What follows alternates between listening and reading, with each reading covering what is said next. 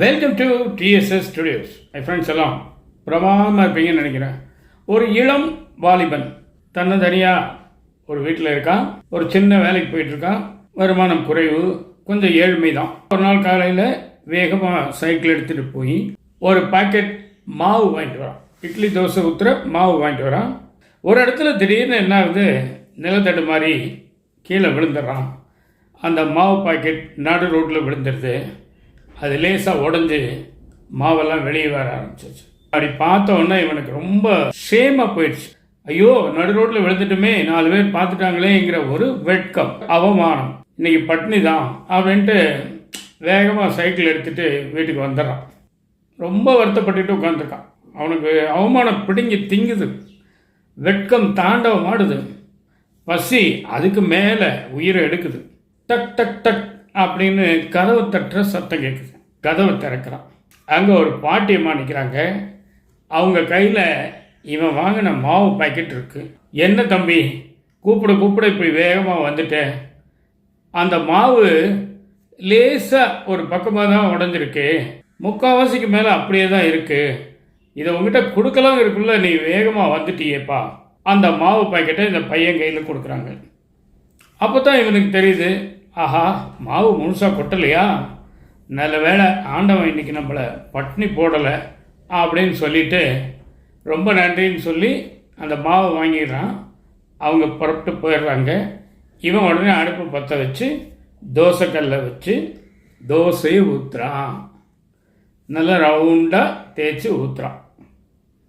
இப்படின்னு இந்த இடத்துல அந்த கதையோ அல்லது ஒரு கட்டுரையோ அல்லது ஒரு சம்பவமோ முடிஞ்சு போச்சு.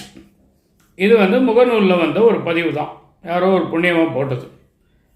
அப்போது இதோடு அவர் நிறுத்திட்டார். தோசையை சுட்டு வட்டமாக தேய்க்கிறான் அப்படின்னா அவன் தேய்ச்சிட்டு சாப்பிட்டுட்டு வேலைக்கு போயிடுவான் அப்படிங்கிறது தான் அதில் நம்ம எடுத்துக்க வேண்டியது. இதுக்கு ஒரு கமெண்ட் ஒருத்தர் போட்டிருக்காரு. இந்த மாதிரி சிந்தனை யாருக்கும் வரக்கூடாது அப்படிங்கிறனால தான் அது அழுத்தமாக சொல்ல வேண்டியதாக இருக்குது. என்ன போட்டிருக்காருன்னா, உடனே அடுப்பு அணைந்தது, கேஸ் தீர்ந்தது, அவன் பட்டினியாய் கிடந்தான் அப்படின்னு அவர் கமெண்ட் போட்டிருக்கார். இதுதான் இந்த பேசுபொருளாக ஆனதுக்கு காரணமே அந்த நெகட்டிவ் கமெண்ட் தான். இந்த மொத்த சம்பவத்திலையும் நாம் ஏதாவது ஒன்றாவது தெரிஞ்சுக்கணும் இல்லையா? அதுதானுடைய நம்ம தேடலாக இருக்க முடியும்.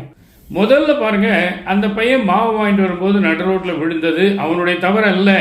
ஆக நம்ம ஒரு படபடப்பான சூழ்நிலைக்கு தள்ளப்படும் பொழுது நிதானத்தை கடைப்பிடிக்கணும். கீழே விழுந்தாலும் நம்ம என்ன பண்ணணும், படபடப்படைய வேண்டாம்.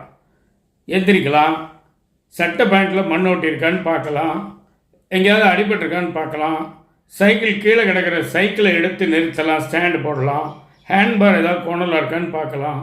மாவு பூரமே கொட்டிட்டா கூட அந்த கவரை எடுத்து தெருவோரமாக போட்டு போகலாம். அப்படி பொறுமையாக வந்திருந்தான்னு சொன்னால் அவனுக்கே தெரிஞ்சிருக்கும் மாவு மிச்சம் இருக்குது அப்படின்னு சொல்லிட்டு. ஆனால் அந்த படபடப்புனால அப்படியே போட்டு வந்துட்டான். இதை நம்ம தெரிஞ்சுக்கலாம். இந்த மாதிரி ஒரு படபடப்பு நமக்கு வரவே கூடாது வாழ்க்கையில், சரிங்களா? நிதானம் எப்பவும் நல்லது. நிதானத்தை போல சிறந்த தானம் உலகத்தில் ஒன்றும் இல்லைங்கிறாங்க. 2வது, அந்த கமெண்ட் போட்டார் பார்த்தீங்களா, எழுதினவர் பாசிட்டிவாக முடிச்சிட்டாரு, தோசையை சுட்டுட்டான் அப்படின்னா அதோட சாப்பிட்டு போயிடுவான்றவர் நல்ல சிந்தனையில் பிடிக்கிறார். ஆனால் இவர் எப்படி யோசிக்கிறார் பாருங்க, ஏன் கேஸ் தீர்ந்து போகணும்னு நினைக்கணும்? அதனால் இப்படி கேஸ் தீர்ந்து போச்சு, அடுப்பணைஞ்சு போச்சு, பட்னியாக கிடக்கிறான்னு நினைக்க வேண்டிய அவசியம் கிடையாது. அதுக்கு பதிலாக இன்றைக்கி என்ன விஷயம் தெரியல, மாவு நல்லா புளிச்சிருக்கும் போல் அந்த தோசையெல்லாம் பார்த்தீங்கன்னா சும்மா பந்தாக லட்டாக ஈஸியாக எடுக்க வருது, கல்லில் ஒட்டாமல். ஹோட்டலில் சாப்பிட்ற ரோஸ்ட் கூட இப்படி இருக்காது, அருமையான ஒரு தோசை கிடச்சிது இன்னைக்கு அப்படின்னு கூட நினைக்கலாம் இல்லையா? அதனால் நீங்கள் உங்களை சீர்தூக்கி பாருங்கள். நீங்கள் எந்த நினைப்பில் இருக்கீங்கன்னு பாருங்கள். நினைப்பு தான் பொழப்பை கெடுக்கும்பாங்க, நினைப்பு தான் பொழப்பை கொடுக்கும், நினைப்பு தான் பொழப்பை கொடுக்கும், நினைப்பு தான் பொழப்பை கொடுக்கும். இதான் இன்னைக்கு விஷயம். நிச்சயமாக இந்த விஷயம் உங்களுக்கு பிடிச்சிருக்கோன்னு நம்புகிறேன். உங்கள் கருத்துக்களை எதிர்பார்க்குறேன். மீண்டும் அடுத்த எபிசோடில் சந்திப்போமா? அதுவரை உங்களிடம் விடைபெறுவது உங்கள் அன்பன் டி. சண்முக சுந்தரம், போத்தனூர், கோயம்புத்தூர். நன்றி, வணக்கம்.